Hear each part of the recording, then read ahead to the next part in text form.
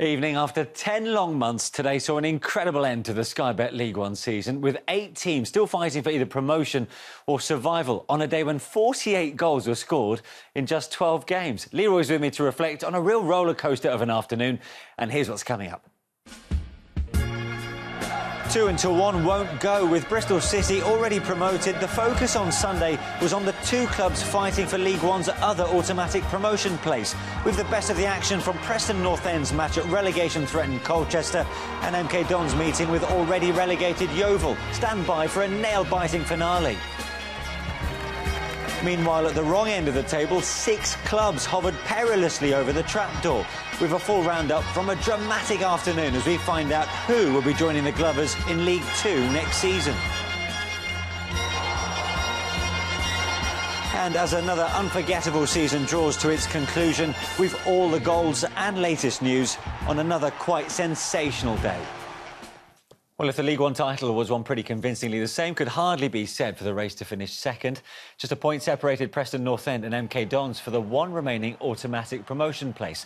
Our coverage starts at Colchester's Western Homes Community Stadium as the U's, a point from safety at the wrong end of the table, met Simon Grayson's side. Commentary from Paul Walker. Not a seat to be had. And as you would expect, a great roar at kick-off.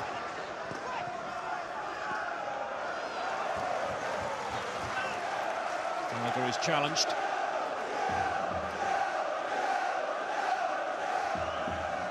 Simon Grayson has been promoted several times out of League One throughout his managerial career. Gallagher. Johnson again. Garner's lurking. Straight at the goalkeeper. Everything he seems to touch these days usually ends up in a goal. On paper, MK Dons couldn't have asked for an easier final assessment in the regular season. At home to the team bottom of the table. Of course, MK Dons' home record has been terrific. They've won 15 here, and only Bristol City have picked up more points in front of their own supporters than MK Dons. Baker collects. It's a peach of a pass to find Carruthers. Has to check. Plenty of white shirts getting forward. Here's Baker again. Shots on! And there's the opening goal! What a terrific drive from MK Dons' player of the season, Carl Baker. 6 minutes in, MK Dons hit the front. It's a real blast, this one, from Carl Baker. Just the start that Carl Robinson demanded of his team. And MK Dons, who just cannot stop scoring this season, take their tally to 97. News coming in from Stadium NK will be of big interest to Preston. So that goal for the MK Dons means that Preston drop out of the automatic places as we talk now. So as it stands, it would be the MK Dons going up automatically to the Championship. Brindley. It's Brindley, goes for goal! Well, Johnston gets down low. The way opened up for him. It took a deflection on its way through. That's a good save. And MK Dons with an opportunity here to double their lead. It will be Lewington. And it's 2-0 MK Dons. Beautiful curler from the captain. Smiles on his face and those faces there. Goal number 98 this season. And MK Dons take another huge step to doing their job today. Only his 2nd goal of the season. His 1st since September. Lewington. Oh, good work from Grigg, trying to get away from Arthur, who had hold of his shirt. It's going to be the first yellow card of the afternoon for Stephen Arthur. Arthur was scared that Grigg was away and on his way to the penalty area. Get hold of him before he got in there. MK Dons with 5 in the box as Baker drives it in. Tried to catch out the goalkeeper and very nearly did. It's a smart save in the end by Krzyzak. Instead of celebrating a third goal, Baker has a corner to take. Short for Dele Alli. Deeper this time. Can Lewington keep it in? Yes, he can! And there's goal number 3. Emphatically finished by Potter. 3-0 MK Dons, and the earlier goal scorers combined to set up Darren Potter here. Baker's cross, Lewington kept it in, and what an assist that is. And it's a stunning volley from Darren Potter. His first goal since December. That is goal number 99 of the campaign. And who would bet against them hitting a century before the final whistle today? Dele Alli, now Potter. Lewington. Baker. It's another good cross, he's found Grigg! And Grigg finds goal number 4! 100 goals this season for MK Dons. Before half-time today, they've smacked in 4 different goal scorers as well. No great surprise that Will Grigg's on the score sheet. His 22nd of the campaign, but how about that for a pinpoint cross from Carl Baker? And it's a smashing finish from Will Grigg.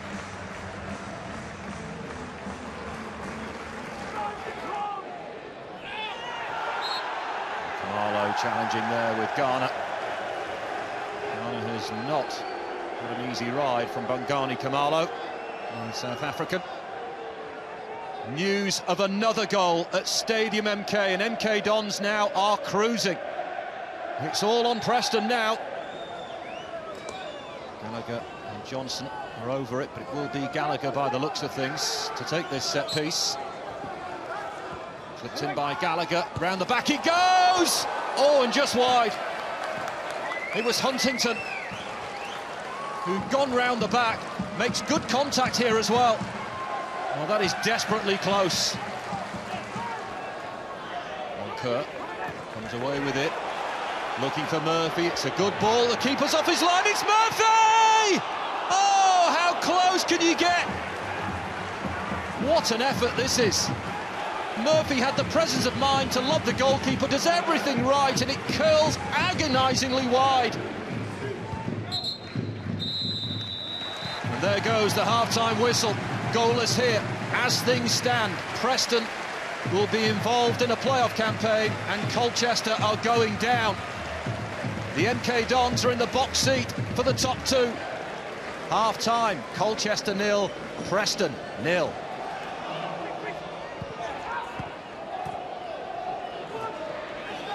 Gallagher. Now Daniel Johnson, the break's on. Pushed on here for Beckford. It's Jermaine Beckford for Preston! Oh, what a challenge. What a tackle.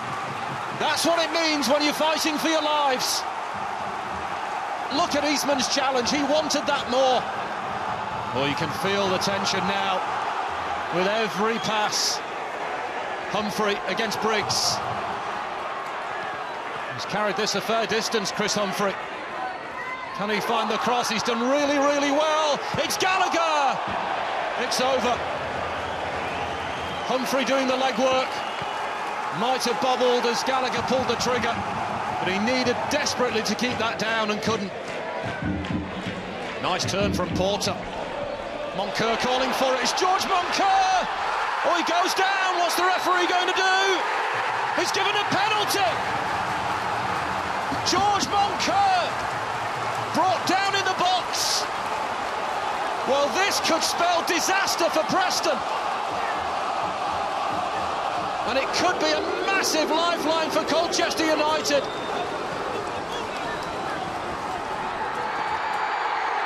Enormous cheer around Stadium MK here. Well, they're cheering because they've heard that Colchester have been given a penalty in the game against Preston. So the MK Dons beating Yeovil comprehensively up in Buckinghamshire. Preston could be about to trail in this match. Chris Porter could give them a nightmare scenario here. Oh, and he's blazed it over! Incredible! Well, it should have been a lifeline for Colchester. In fact, it's a lifeline for Preston. And now silence descends with the information that Chris Porter has missed the penalty for Colchester.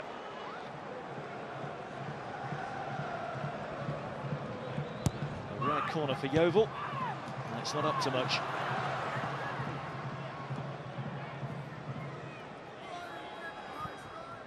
It's a better delivery, and it's an own goal. It came off Jordan Spence, and Yeovil are on the score sheet. Well, it was a decent ball in here, and I think it's Jordan Spence, number 12, who flicks out a left leg and takes it beyond goalkeeper David Martin. Laird, Gallagher, Johnson. Garner's waiting! Oh, he's put it wide. Johnson steers in the cross, and Garner just puts it wrong side of the post. So Ben Reeves, who's just come on as a sub, takes the free kick. And MK Dons have goal number 5. And Dean Lewington has 2 in an afternoon. Can't imagine he's ever done that before. 5-1.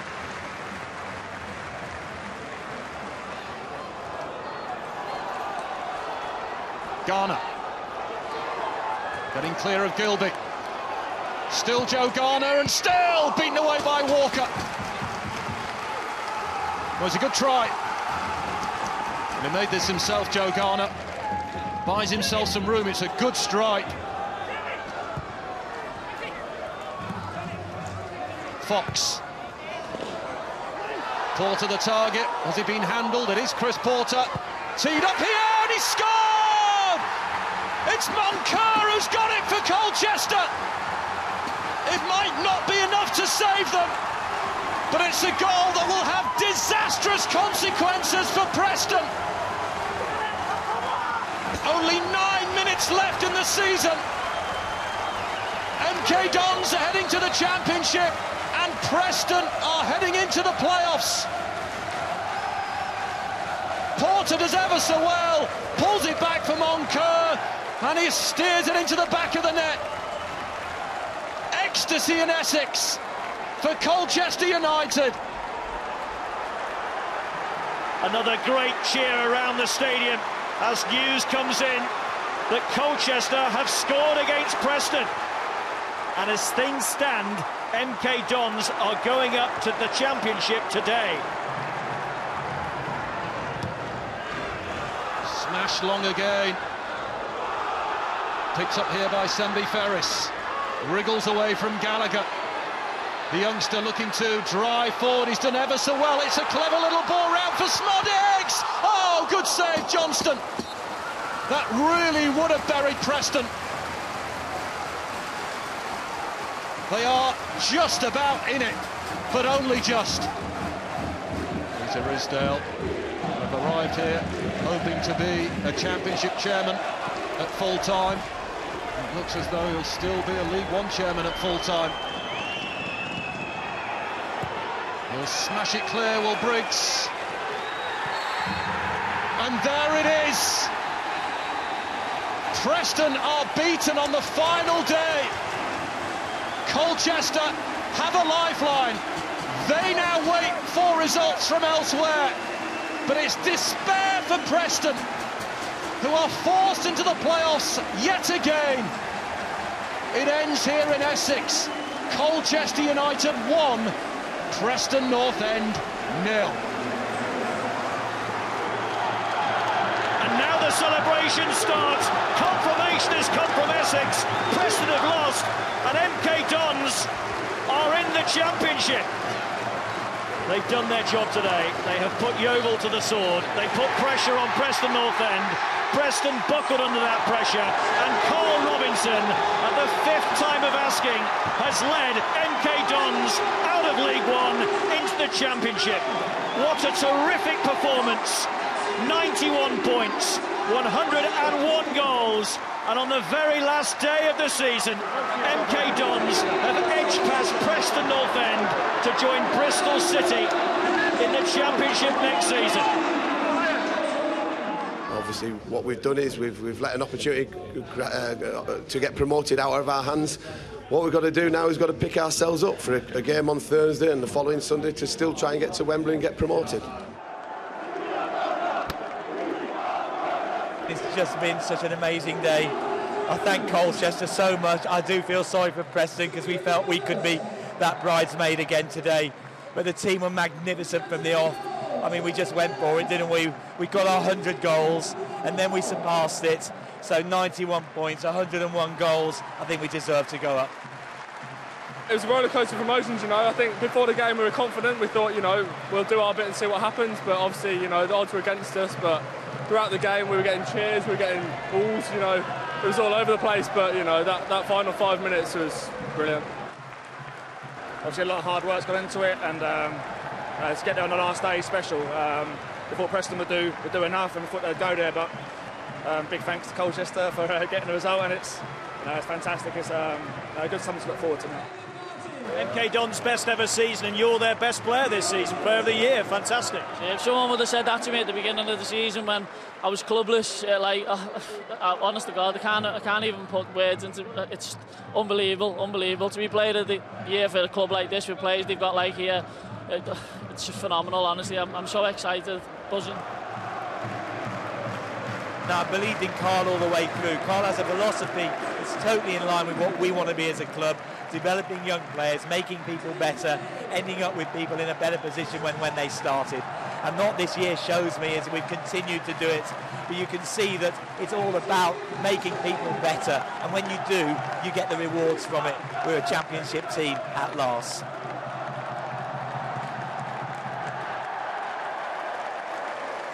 Well, let's get some reaction then on what turned out to be a sensational afternoon for MK Dons. They're going to be in the Championship for the first time in their albeit brief history. And their manager, of course, is Carl Robinson. Carl, very many congratulations. How does it feel? You've finally done it. I feel a little bit numb.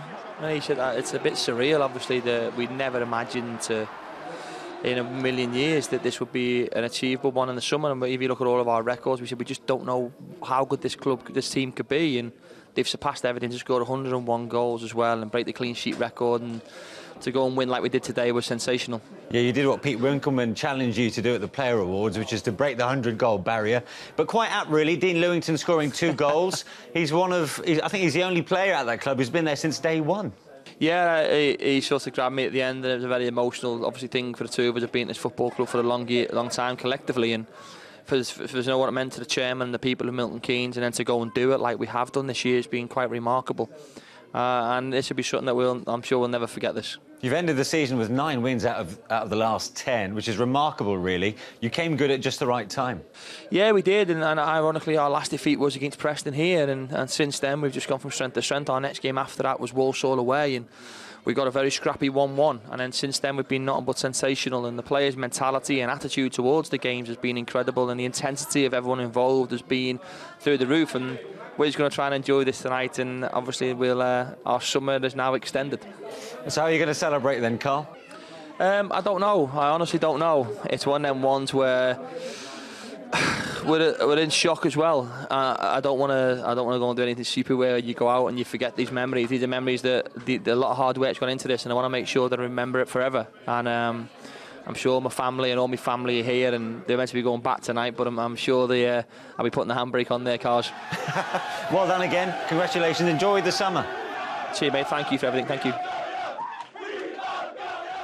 Yeah, well done to everyone connected with MK Dons. Carl Robinson almost in a state of shock and disbelief, not quite sure what to do with himself. But it was quite important that he made this final step to the Championship, because it felt like he was in danger of going stagnant the last couple of years. Look, he's been linked with moves away from that football club, but he's stuck at it. He's had a wonderful career at MK Dons. Every time he's lost a player, like a Bamford or an Afobe, you think, no, he can't go and find another one. But Griggs gone and got 20 goals this season, and they've played a really open, attacking, attractive style of football. I'm not surprised he's numb, because I think before the game, in the situation that they were in, not in that automatic position, you don't dare to dream. You know, you think, we'll go and do our job, and if we're in the playoffs, then look, so be it.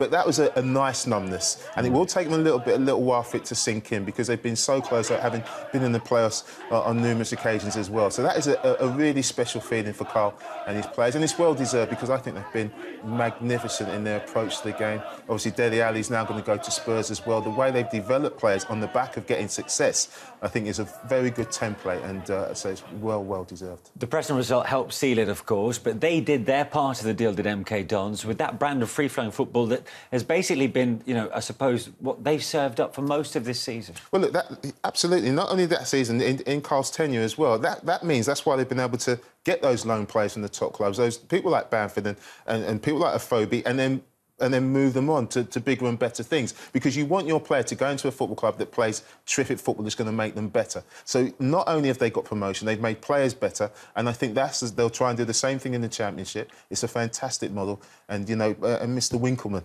he deserves a lot of credit as well. Yeah. He's been absolutely wonderful. For Preston, the story couldn't be more different. They spent the last 13 games in second place, only then to be pipped to third place, losing to Colchester with this all-important goal. Certainly the more nervier than MK Dons. Well, there's a lot on it. Obviously, Colchester had a lot to play for, but it was windy as well. And the conditions looked a little bit more difficult than they would look on your screen. Was there shout for handball in the build-up to that goal? There was. I thought, you know, there was Chris Porter maybe just have controlled it with his left arm. But look, they didn't appeal for it. It's a great finish from Moncur. And Colchester missed the penalty as well. You thought it might be Preston's day. I just wonder if the scores were coming through from MK Dons as well. That might have had an effect, just maybe turn the screw a little bit as well. Look, the last time they failed to score was November the 4th, 30 games ago.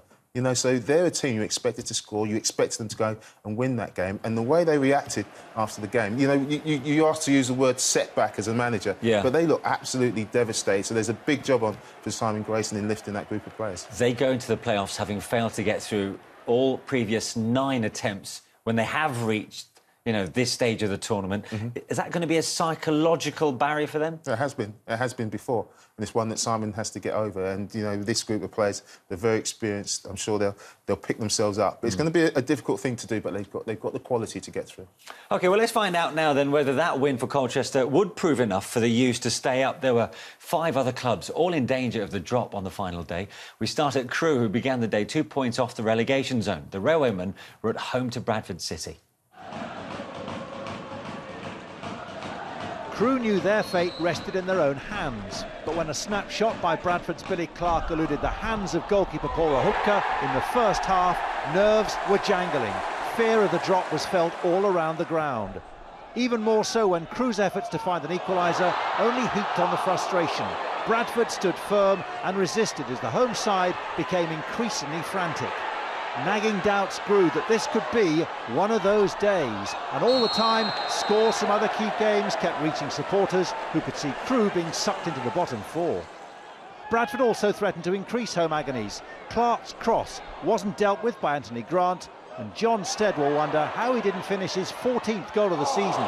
Crewe were beaten and now needed results elsewhere to save them.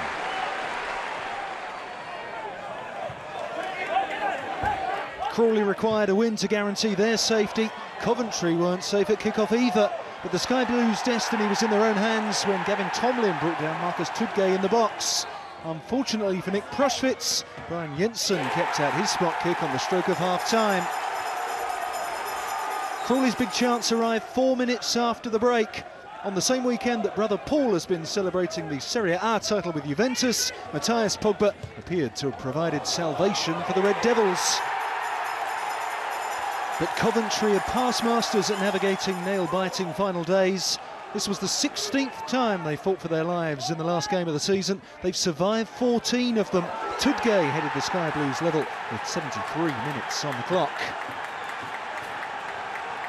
In the event, Crewe's defeat to Bradford would preserve Coventry's League One status, but James Maddison's 90th minute goal put their survival beyond all doubt. It also ensured relegation for Crawley, who after 4 defeats from their final 5 matches depart League One after a 3-year stay.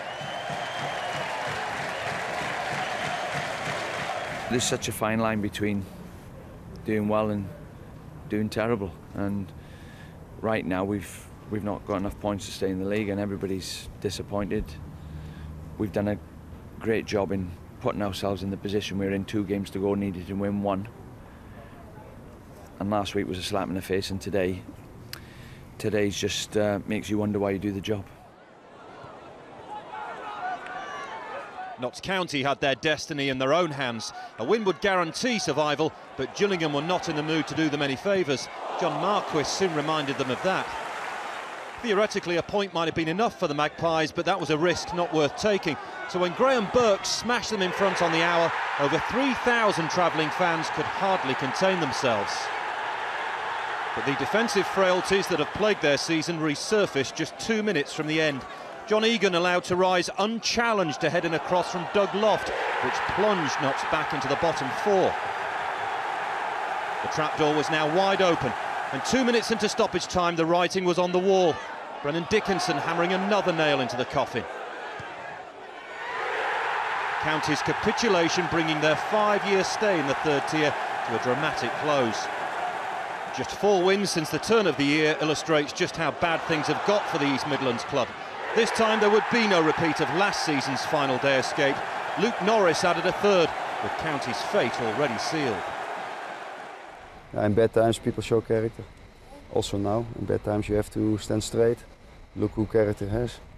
And today we showed that we are a League One team, to be honest. But yeah, it's a resume of a longer time why we were in this position. We must analyze that and look forward and in difficult time you can be dead one day, but tomorrow you have to stand up and be positive. Those results meant that nothing could save Leyton Orient from the drop. The O's were always long shots to survive, although an improbable series of events at Swindon briefly suggested that anything was possible. 18 minutes in, Robins keeper Terrell Belford brought down Lloyd James for a penalty, earning himself a red card into the bargain. Fortunately for him, Big Brother was on hand to help out. Cameron Belford is 6 years Terrell's senior, but has been his understudy for the last couple of weeks. His first ever touch of a ball as a Swindon player saw him keep out James's penalty. Having sealed a playoff place weeks ago, the Robins rested 9 players for this one. At times it showed. Some desperately sloppy play led in Dean Cox for an Orient opener, a strike which at half-time temporarily lifted the O's out of the relegation zone. Optimism increased when the Londoners doubled their lead less than 2 minutes after the restart. More dreamy defending from the home side culminated in Chris Dagnall's strike. Orient hadn't won for 6 matches, their worst run of the season, but they almost added a 3rd. Cox struck the bar as the O's made Swindon look anything but promotion chasers.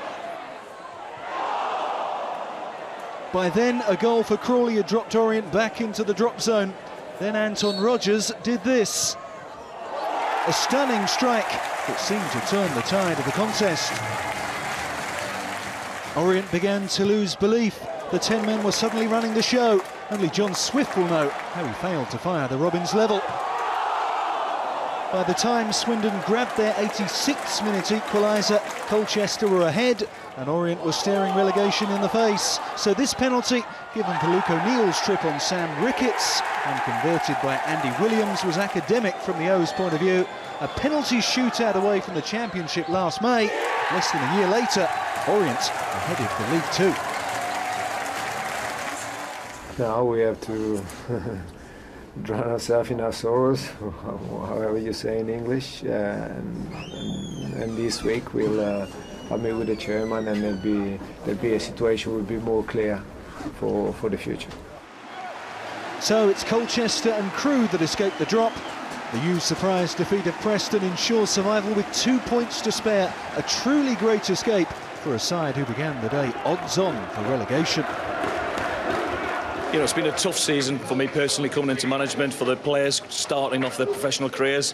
But what they would have got from that experience is fantastic. But they've got it through sheer hard work, sticking to the principles about how we want to do things, and a little bit of luck, I suppose. Just first and foremost, we had to win the game, and that was what we tried to do. We tried to keep plugging away against a great team. They're a very good team, very strong, very experienced, and I think it was just a case of sticking to what we believe in, and a lot of guts and a lot of character from the players. We changed it quite early with 30 odd minutes to go because we thought we needed a goal, and we did what we could on the pitch in terms of trying to do something different, but we didn't really create enough, and when we did, the ball didn't really drop for us, and it looked like it was going to be one of them days where we're going to have to rely on other teams, and fortunately in the very end that was the case. So Leyton Orient failing to hold on to that 2-goal lead against 10 men Swindon to their cost, and confirmation then at the bottom of League One after an incredibly tense afternoon. Notts County, Crawley and Orient will join Yeovil Town in League Two next season. I mean, galling for all of them, I suppose, Leroy. At one stage or another during the afternoon, they were safe. Yeah, I said the Championship was exciting yesterday. This was even better. They were yo-yoing between each other. In the end, those 4 clubs will go down, and you know, you look at those 4 clubs, and they've all had issues within this season, and that's why they've eventually gone down. And we'll look slightly closer into that shortly, but huge relief, no doubt, for the likes of Crewe, not for the first time, Coventry and Colchester. We've seen the goal already that saw them beat Preston. Boy, did they need this win, and the way that they recovered from missing this penalty initially showed real bravery. They certainly did. I mean, they played on the counter-attack at home, and Chris Porter steps up, and it's the worst penalty he'll ever take. And you felt then that their chance of staying in the division had gone, but they picked themselves up. Now, Tony Hume's got a young group of players. When he took over in September, from the youth team, you knew he was going to get players through the system, and he's done that. And you just wondered if they could handle the pressure. Difficult conditions, and they did. They handled it better than Preston. That's saying something. Yeah. And when they did get a goal up, I was really impressed with the way they just saw out time. A very young squad. That experience will stand them in good stead for the future. George Moncur won't score many more valuable goals than that, will he? No, he certainly won't. And it was a good goal as well. He was the one who wanted to get in the box from midfielder, who had the legs, and he finished it off brilliantly. No great escape for Notts County. 12 months on after what they did under Sean Derry. It wasn't to be this time round, and they let it slip after 88 minutes. I mean, this was some collapse from them, wasn't it? It was a collapse, and it kind of summed up their season. Sean saved them from relegation last season. Obviously, they dispensed with his services recently, and they just never had the staying power, not only within games but within the season. And here you see Gillingham scoring 3 late goals in the space of 3 or 4 minutes. Maybe they were going for it. Maybe they were maybe on the front foot. But it's a season they want to forget. For Leyton Orient as well, their 9 seasons stay in the 3rd tier also came to an end. Leroy, from playoff finalists to relegation in just 12 months, with a squad that clearly should have done much better. Yeah, but the squad didn't have their leader. It was Russell Slade. And, we pointed it out at the time when the new owners came in that you had a very good manager. No surprise he's gone into a top championship club. And those sorts of decisions cost you at the end of the season. I think that decision has cost Leyton Orient their position in League One. OK, to the rest of the action from the last day now. We start at Ashton Gate, where newly crowned champions Bristol City were looking to sign off with a win against Walsall. Talk about gate-crashing a party. Walsall punctured City celebrations after just 13 minutes through Jordi Hawula. But that was as good as it got for the visitors, because the champions shook themselves into action and never looked back. Aidan Flint, named the fans' outstanding player of the year before kick-off, repaid the compliment on an afternoon he and his teammates will never forget.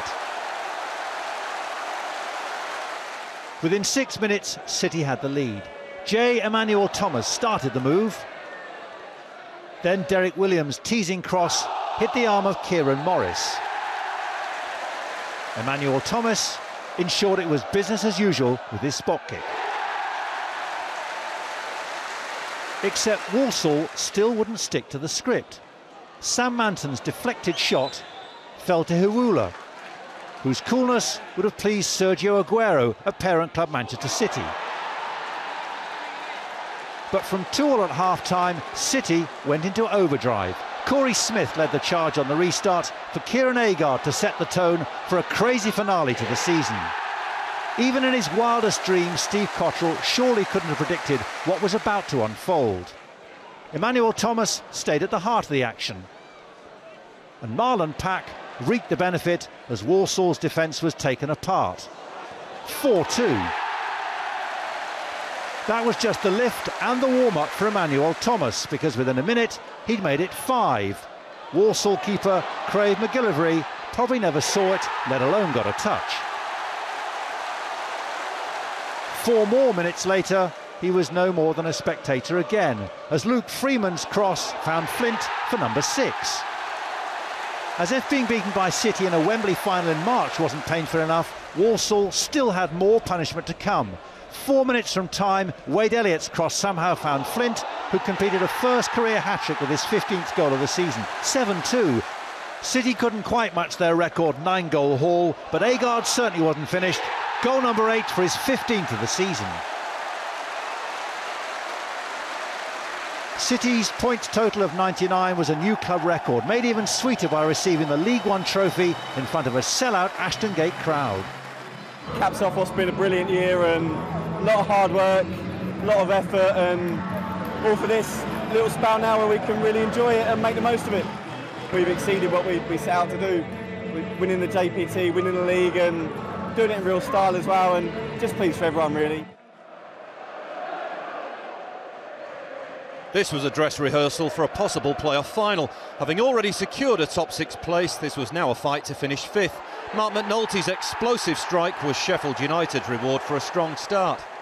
Having weathered the storm, Chesterfield began to take control. 6 minutes into the second half, Ian Evatt thumped home a cross from Dan Jones as the Sparrites ended the regular season with just 1 defeat in 9. Happy not to lose, good not to lose a game going into the playoffs, but the most important thing is make sure we're right for Thursday night. A return to Oakwell for former Tykes boss Keith Hill helped enliven this dead rubber, as did the red card for Rochdale's Joe Rafferty. His sending off came 3 minutes after half-time for a second bookable offence. That was the catalyst for a Barnsley goal spree, 5 in the last 26 minutes of the match. Josh Scowen got things underway from Conor Hourahan's corner. 9 minutes later, the same 2 players combined again from the other flank. Hourahan's 3rd assist saw Mason Holgate make it 3. Note to Rochdale, practice corners in pre-season. This was some way for Barnsley to end their 9-game winless run. The Tykes added 2 more goals in injury time. Player of the season, Hourahan, a goal taker as well as a goal maker. Sam Winnell then wrapped things up with 5. Not bad for a side that hadn't scored more than 1 goal in a game since March.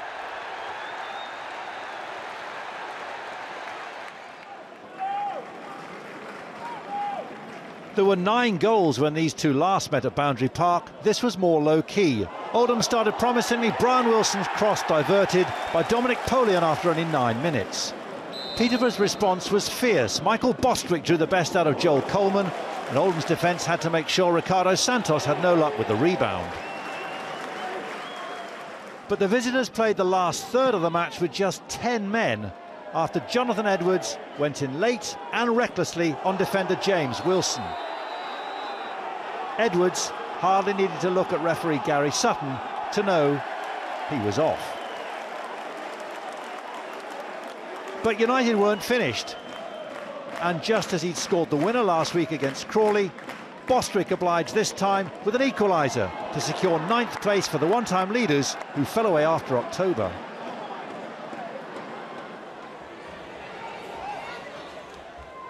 Fleetwood's first season in the 3rd tier has been a qualified success. Their playoff hopes may have fizzled out in 2015, but a top-half finish represents good progress for Graham Alexander's team. They finished on a positive note at Port Vale, Josh Morris firing the Cod Army ahead with only 17 minutes gone.